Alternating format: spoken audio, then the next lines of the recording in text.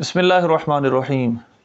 اس video میں انشاءاللہ میں 8 کے قریب بد مذہبوں کی، وہابیوں اور دیوبندیوں کی کتابوں کے حوالے دوں گا جس کے اندر وسیلے کو انہوں نے مانا ہے، اور یہ بات ثابت ہو جائے گی کہ وسیلہ متفق علیہ تھا، یعنی اس پر سب متفق تھے۔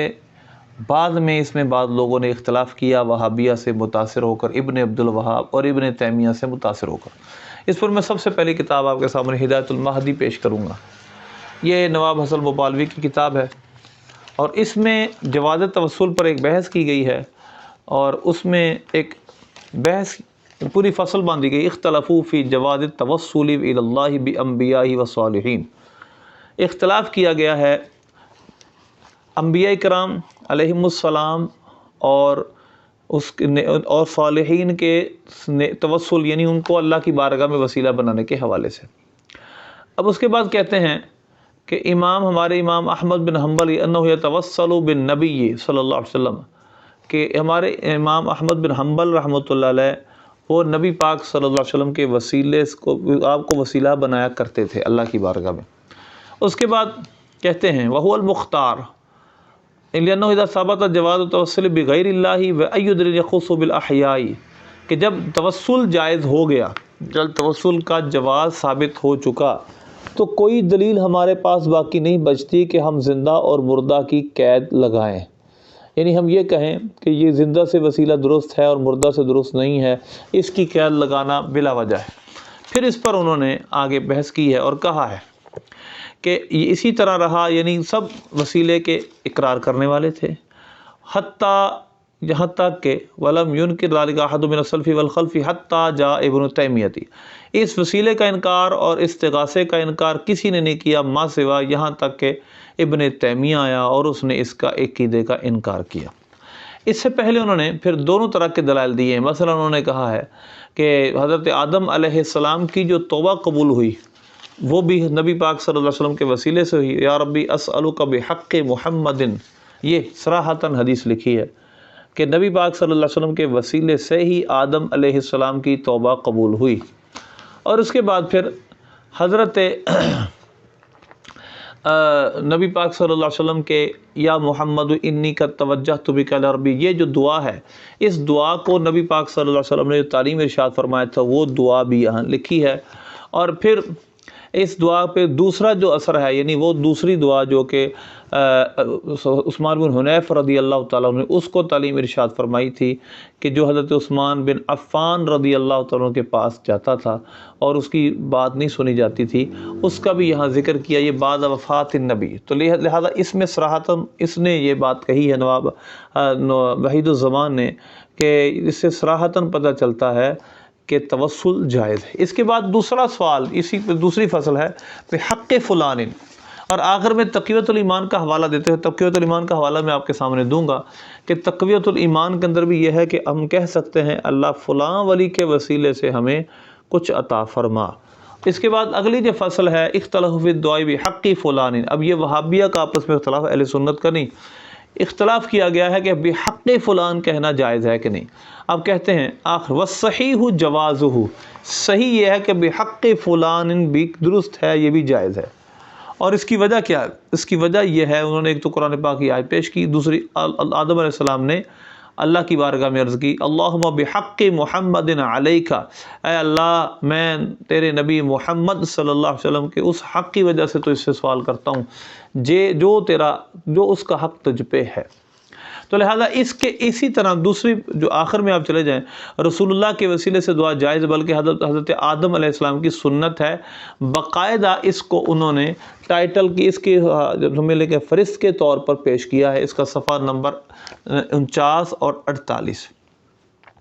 تو لہذا اس سے پتہ چلا کہ بد مذہبوں کے نواب جو وحید الزمان ہے وہ بہت بڑا عالم، اس کے نزدیک بھی وسیلہ جائز ہے۔ یہ زاد السعید ہے، جانتے ہیں جو لوگ کہ زاد السعید کا مقام دیوبند کے اندر کیا ہے، یعنی اشرف علی تھانوی کی یہ کتاب زاد السعید کا مقام کیا ہے۔ میں اس کے معتبر ہونے پر یہ بات کروں گا، یہ کتاب ہے اس کی نشر الطیب، یہ نشر الطیب کے جگہ جگہ اس نے زاد سعید کے حوالے دیے ہیں، اور اس کے اندر کئی جگہ زاد سعید کے حوالے موجود ہیں. بندے اگر کوئی پوچھے گا تو انشاءاللہ میں وہ صفحہ نمبر بھی بتا دوں گا. اسی طرح زاد سعید کا حوالہ یہاں بھی مذکور ہے فضائل اعمال میں. یہ دیکھیں فضائل اعمال میں زاد سعید کا حوالہ ہے، اور ان کے نزدیک زاد سعید ایک بہت معتبر وظائف کی اور کتاب ہے. اس میں ہے کیا، پہلے میں یہ بتا دوں اس زاد سعید کے اندر ہے کیا. اس میں نبی پاک صلی اللہ علیہ وسلم کے نقش نال پاک کی برکت سے دعا کے فضائل ہیں، اور یہ نقش نال پاک ہے. مکتبۃ البشرا دیوبندیوں کا انہوں نے اس کو چھاپا ہے، یہ باہر ٹائٹلز کا، اور یہ بڑے چھوٹے سائز میں بڑے سائز میں ملتا ہے. اس کے اندر نقش نال پاک ہی بنا ہے، اور پھر لکھا ہے کیا دعا کیسے کرنی ہے. دعا ایسے کرنی ہے، الہی اس نسبت غلامی پر نظر فرما کر بابرکت، با وسیلے کی، بابرکت اس نال شریف کے میرے فلاں حاجت پوری فرما. دیکھیں بابرکت اس، تو بابرکت کا مطلب کیا ہوتا ہے؟ آپ وسیلے سے، با وسیلی کی ہے کہ آپ کیا کر رہے ہیں، وسیلے سے دعا کر رہی ہے. زاد سعید ہے جس کے میں نے حوالے جگہ جگہ مذکور ہے. یہ دو کتابیں اب تک ہوئیں. تیسری کتاب نشر الطیب جو کہ اشرف علی ثانوی کی ہی ہے. یہ نشر الطیب ہے، مکتبہ رحمانیہ کی چھپی ہوئی. اس کا صفحہ نمبر 242 ہے، اور پوری فصل ہے، اور حضرت سیدنا عثمان بن حنیف رضی اللہ تعالیٰ کی حدیث ہے نبینا، جو نبی پاک صلی اللہ علیہ وسلم کی بارگاہ میں آیا. اور اس کے بعد پھر دوسری بات یہ ہے کہ وہ شخص جو حضرت عثمان بن حنیف کے بعد نبی پاک صلی اللہ علیہ وسلم کے وصال ظاہری کے بعد آیا، اس کا بھی اس کے اندر ذکر ہے، اور دونوں حدیثیں یہاں موجود ہیں. اور پھر اس سے توسل صراحتاً ثابت ہوا، یعنی یہاں لکھا ہے اس سے توسل صراحتاً ثابت ہوا، یعنی وسیلہ بنانا. اسی طرح اس کے بعد وہی دو روایتیں میں نے بعد وصال کی روایت بھی اس فائدے سے، یہ دیکھیں بعد توسل یعنی بعد وصال بھی توسل ثابت ہوا، یہ بھی لکھا ہے اس جگہ. اسی طرح اسی کے اندر ہی یعنی نشر الطیب میں ہی ایک واقعہ جو میں نے پچھلی ویڈیو میں پیش کیا تھا، جو کہ اتبی کا واقعہ تھا. اتبی نبی پاک صلی اللہ علیہ وسلم کے روضہ مبارکہ پر بیٹھے ہوئے ایک اعرابی آیا. اس اعرابی نے آ کر نبی پاک صلی اللہ علیہ وسلم کی بارگاہ میں یوں عرض کیا کہ ولو انہم ظلموا انفسہم جاؤکا، یا رسول اللہ جو قرآن آپ پر نازل ہوا اس میں یہ آیت میں نے پڑھی، میں آپ کی بارگاہ میں آیا، آپ کو شفیع بنانے والا، سفارشی، میں آپ کو سفارشی بنانے والا بن کر آیا، آپ کو میں اللہ کی بارگاہ میں وسیلہ بنا کر آیا ہوں. تو یہاں صراحتاً یہ حدیث بھی، یہ واقعہ بھی مذکور ہے بالکل. اور اس کے تحت لکھا ہے ان میں محمد بن حرب کی وصال غرض زمانہ خیر القرون کا تھا، یعنی بہترین زمانہ تھا، تابعین یا صحابہ کا، تابعین کا زمانہ تھا. اس وقت نکیر منقول نہیں، پس حجت ہوا، یعنی اس وقت کسی نے اس واقعے کا انکار نہیں کیا صحابہ و تابعین میں سے، تو یہ حجت یعنی دلیل بن گیا. اسی طرح اس کے اندر اوپر بلائن بھی آپ کو نظر آ رہی ہوگی کہ چونکہ اس توسل پر کسی صحابی نے نکیر یعنی انکار منقول نہیں، جس پر اجماع ہوا، یعنی اس توسل کے عقیدے پر اجماع ہے. تو آج جو توسل کا انکار کر رہے ہیں وہ دراصل بدعتی گروہ ہیں. یہ بدعتی ہمیں کہتے ہیں، لیکن بدعت کہاں ہے؟ ابن قدامہ کی میں کتاب کبھی آپ کے سامنے لمحۃ الاعتقاد جو وہابیہ نے چھاپی ہے وہ پیش کروں گا، بہت سارے حوالے پیش کروں گا، اور یہ ثابت کروں گا کہ بدعت سے اکثر مراد گمراہی ہوتی ہے. تو یہ بدعتی گروہ ہیں جنہوں نے صحابہ اور تابعین کا عقیدہ چھوڑ کر ابن تیمیہ کی بات مانتے ہوئے توسل کا انکار کیا. اسی طرح یہ کتاب ہے میرے پاس جو کہ دیوبندیوں کا نصاب ہے اور تبلیغی جماعت کا نصاب ہے، فضائل اعمال، اور دارہ اسلامیات کی چھپی ہوئی. اس کے اندر صراحتاً ابتغوا الیہ الوسیلہ، سورہ مائدہ کی جو آیت ہے ایمان والو اللہ سے ڈرو اور اس کی جناب میں پہنچنے کا وسیلہ ڈھونڈو، اس آیت کو لکھا ہے. اور اس میں دونوں طرح کے قول لکھے ہیں کہ اس سے مراد اعمال کا وسیلہ بھی ہو سکتا ہے، اور پھر کہا اس سے مراد شخصیتوں کا وسیلہ بھی ہو سکتا ہے. اب دیکھیں علامہ جزری نے حسن اس قول میں نبی کریم صلی اللہ علیہ وسلم کے ذریعے سے توسل حاصل کرنا بھی داخل ہے. یہ زوم کر کے آپ دیکھ سکتے ہیں. علامہ جزری نے حسن حسین میں آداب دعا میں لکھا ان یتوسل الی اللہ تعالی بانبیائہ، یعنی توسل حاصل کرے اللہ جل شانہ کی طرف اس کے انبیاء کے ساتھ، جیسا کہ بخاری یہ صراحتاً آگے لکھا۔ تو یہ صراحتاً حوالہ ہے اس بات پر کہ ان کے اس تعلیم، اس کے تبلیغی نصاب پر بھی یہ بات موجود ہے کہ ہم وسیلہ اللہ کی جناب میں اللہ کے نیک بندوں کو بنا سکتے ہیں۔ اس کے بعد ہم آگے چلتے ہیں، یہ فیوض الحرمین ہے۔ ابھی تک 4 کتابیں ہوئیں۔ فیوض الحرمین شاہ ولی اللہ محدث دہلوی رحمۃ اللہ علیہ کی، میں اس کو کسی خاص مقام سے نہیں پڑھوں گا۔ وجہ اس کی یہ ہے کہ اس خاص مقام سے نہ پڑھنے کی وجہ یہ ہے کہ اس کتاب میں جگہ جگہ نبی پاک صلی اللہ علیہ وسلم سے استداد ہے، استعانت ہے، اور یہ بھی وسیلے کی قسم ہے۔ اور میں اس کا فولما مشاہدہ آپ کے سامنے پیش کرتا ہوں۔ میں رسول اللہ کے حضور کھڑا ہوا اور میں نے آپ کو سلام عرض کیا، بڑی عاجزی سے میں نے آپ کی بارگاہ میں ہاتھ پھیلائے، بڑی عاجزی سے میں نے آپ کی بارگاہ میں ہاتھ پھیلائے۔ یہ صراحتاً 16واں مشاہدہ ہے کہ نبی پاک صلی اللہ علیہ وسلم سے ہی مانگا۔ اب یہ ایک نہیں، میں نے اس کتاب کو کھنگالنا چاہیں تو پتہ نہیں کتنی ایسے۔ اچھا، شاہ ولی اللہ صاحب رحمۃ اللہ علیہ کو ہم مذہب نہیں مانتے، لیکن میں صرف اس وجہ سے حوالہ دے رہا ہوں کہ دارالارشاد دیوبند نے اس کو چھاپا ہے، اور دیوبند شاہ ولی اللہ صاحب کو ماننے کا بہت بڑا دعویٰ کرتے ہیں۔ اس کے بعد آگے چلتے ہیں، یہ وظائف ہے اشرف علی تھانوی کے، اور اسی طرح ان کے زکریا کاندلوی، اور نیچے سب کے نام لکھے ہوئے۔ یہ اب تالیفات اشرفیہ، ان کا جامعہ اشرفیہ لاہور، اس کا یہ چھپا ہوا ہے۔ اس کے اندر صفحہ نمبر اس کا ہے 606۔ روضہ شریف پر حاضر دینی ہے، اور اس پر جا کے جس شخص نے آپ کے وسیلے سے دعا کی وہ قبول ہوئی، جو مانگا وہ ملا۔ اس لیے جتنا زیادہ ادب ہو سکے دریغ نہ کرے، ادب کرے، حضور کے وسیلے سے مانگے، اور کیونکہ حضور کے وسیلے سے جو مانگا ملا۔ یہ ان کے مفتی تقی عثمانی کے بھی اس میں وظائف موجود ہیں۔ اسی طرح انہی کی اشرف علی تھانوی کے ایک وظائف کی کتاب میرے سامنے ہے، یہ مناجات مقبول، اقرا اشرفیہ کمپنی نے اس کو چھاپا ہے، عبد الماجد دریابادی نے اس کا ترجمہ، اور حافظ عبدالفضل رحیم ان کا ہے، اس نے اس کی مزید اس پر کچھ کام کیا ہے، فوائد و تفصیل لکھے۔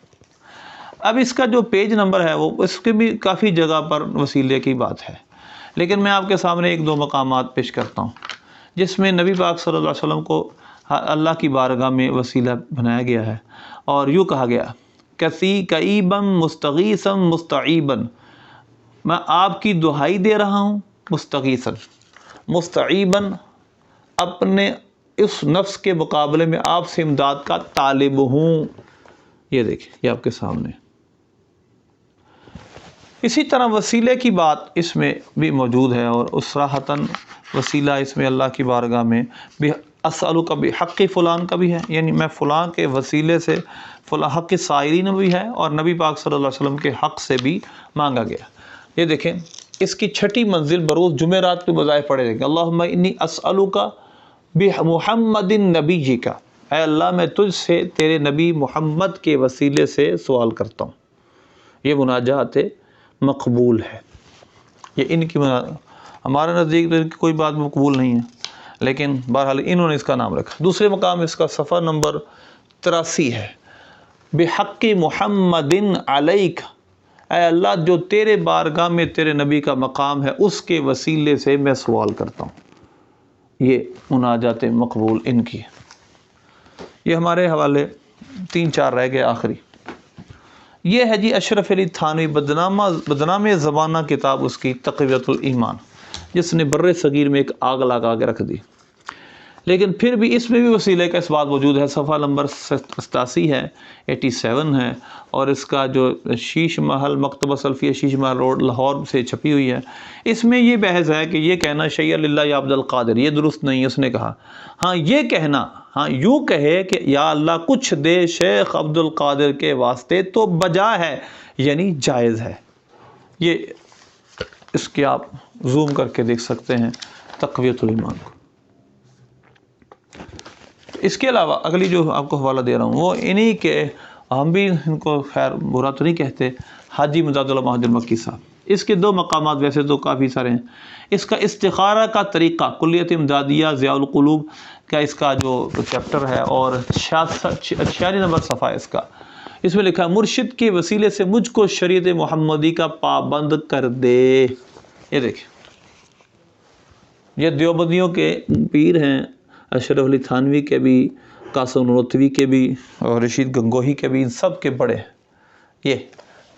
اسی طرح اس کا دوسرا مقام، اس کا صفحہ نمبر ہے کلیت امدادیہ کا فیصلہ ہفت مسئلہ، جو اس کا ایک رسالہ، اس میں رسالے جمع کیے گئے ہیں۔ اس کے اندر بھی عینون یا عباد اللہ یہ بھی ہے، اور الصلاۃ والسلام علیک یا رسول اللہ بھی لکھا ہے۔ تو بہت ساری، اور لیکن یہ لکھا یہ ہے کہ اگر کوئی وظیفہ یا شیخ عبد القادر جیلانی شیع اللہ کا کرتا ہے، لیکن اگر شیخ کو متصرف، اگر وہ سمجھتا ہے کہ یہ متصرف حقیقی نہیں ہے تو پھر تو جائز ہے، لیکن اگر متصرف حقیقی نہیں مانتا، اور اگر متصرف حقیقی مانتا ہے یعنی معاذ اللہ اللہ کی طرح مانتا ہے، تو پھر یہ سب کے نزدیک شرک ہے۔ تو لہذا اس وجہ سے شیخ یا شیخ عبد القادر جیلانی کا وظیفہ، پیچھے اس کی دلیل کیا ذکر کی ہے پہلے یہ سن لیں۔ یا عباد اللہ عینونی، اے اللہ کے بندوں میری مدد کرو، جائز ہے۔ یہ حدیث ہے کہ جب کوئی بندہ کسی جگہ ویرانے میں مدد کی ضرورت ہو تو یوں کہے، اے اللہ کے بندوں میری مدد کرو۔ تو اب اس سے کہتے ہیں کہ اس وظیفے کا حکم بھی پتہ چلا، یا شیخ عبد القادر جیلانی شیع للہ، یعنی اس کو درست ثابت کیا، لیکن پھر ایک قید لگائی جو ہم بھی لگاتے ہیں کہ اللہ کے نیک بندوں کو ہم اللہ کی طرح نہیں مانتے، ان کی طرح متصرف حقیقی نہیں مانتے، وہ سب اللہ کے دیے ہوئے سے ہی تصرف کرتے ہیں۔ یہ امداد المشتاق ہے، اور اس کا صفحہ نمبر 110 ہے، مطبوعہ ادارت اسلامیہ، رائٹر اس کا ہے جی رشید گنگوہی، مؤلف ہے، اور مصنف اس کا شیخ قطب الدین دمشقی۔ امداد السلوک میں صفحہ نمبر اس کا 110 ہے، اور خطبہ اور لکھا ہے شجرہ، جو فارسی جانتے اس کو پتا بحر کا مطلب کیا تھا، بحر امداد و منور، اس کا مطلب ہوتا ہے اے اللہ ان کے وسیلے سے، بحر امداد اور نور اور سارے ناموں کے وسیلے سے ہمیں یہ چیز عطا کر۔ پھر دیکھیں شعر، بحر مولانا خلیل احمد ملازی فی غدی۔ اب بحر مولانا خلیل احمد، بحر کا معنی ہوتا ہے یہاں پر وسیلہ، با وسیلہ، فارسی کا لفظ ہے۔ تو یہ آخری حوالہ میں آپ کے سامنے پیش کرنے لگا ہوں، یہ ہے صراط مستقیم۔ دراصل یہ صراط غیر مستقیم ہے، لیکن چلے نام اس کا یہ پڑا ہوا ہے، صراط مستقیم کتاب کا نام رکھا ہوا ہے۔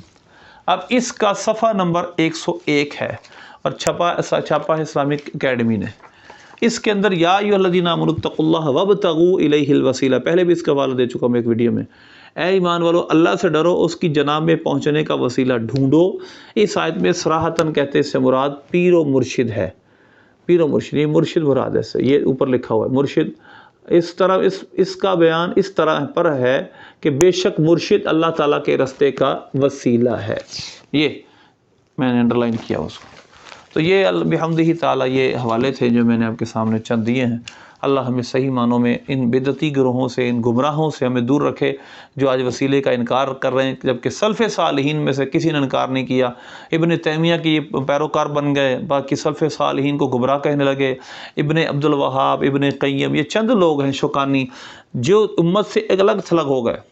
اب یہ لوگ اس طریقے مستقیم سے ہٹ گئے، بدعتی دراصل یہ تھے، اور انہوں نے بدعتیں ہم پہ ڈالی۔ انشاءاللہ میں اس پہ مستقل ویڈیو بناؤں گا کہ ان کی بدعتیں کون کون سی ہیں۔ اللہ سے دعا، اللہ عمل کی توفیق۔